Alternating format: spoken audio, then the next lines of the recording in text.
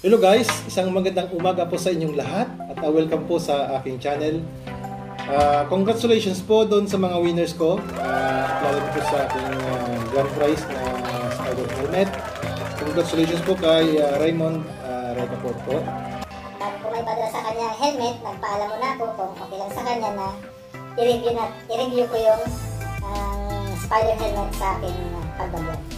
Siya naman po ay pumayag at okay naman sa kanya na i-review po yung helmet na kanyang panalunan po.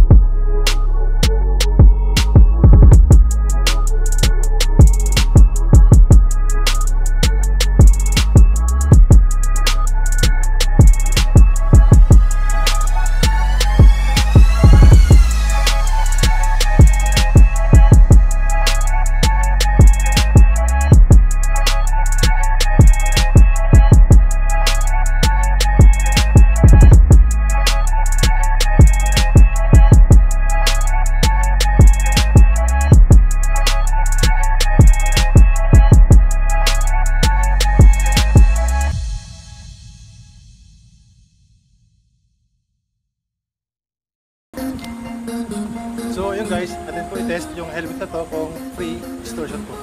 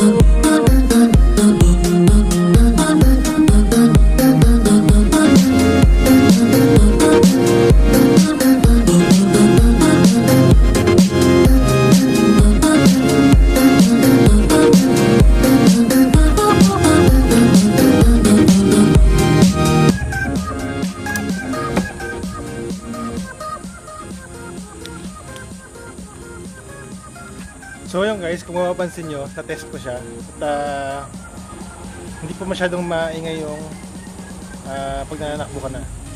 So sa free distortion niya, thumbs up po ako. So ayun po, na-test na po natin yung helmet at free distortion naman po. Speed limit ko kanina is 50 to 60 lang po. Dahil po madulas yung kalsada po. So since nag-uulan ngayon, delikado po sa ating mga motorista na magpatakbo ng mabilis po. Safety pa rin po ang isipin natin. And then po,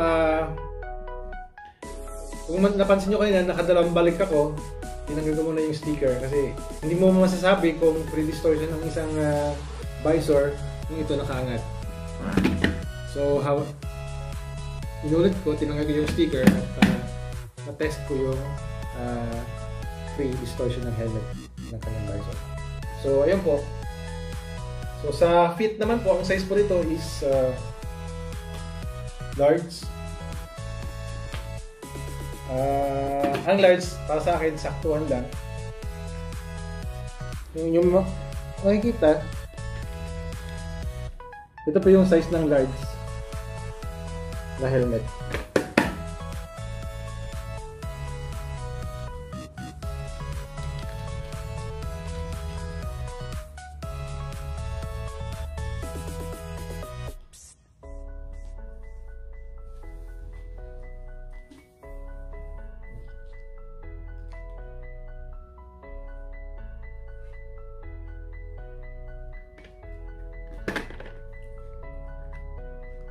So hindi po mauga.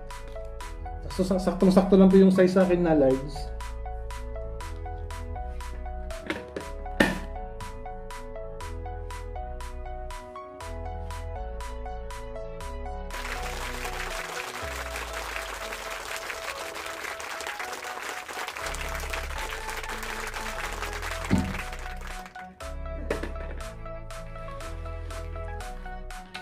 So ayun guys,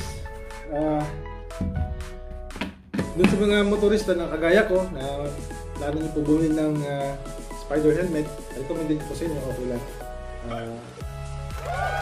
Quality standard po. So dun sa winner, dun sa nanalo sa ating raffle giveaway, sa Raymond Recaport, congratulations po sa iyo. Salamat sa iyong pahintulot na na-review itong helmet mo. Maraming salamat po. At sa mga subscribers po na hindi bumitaw, taos puso po ako nagpapasalamat sa inyo. Shoutout lang po dun sa mga ka-vlogger ko na talagang napaka-supportive po.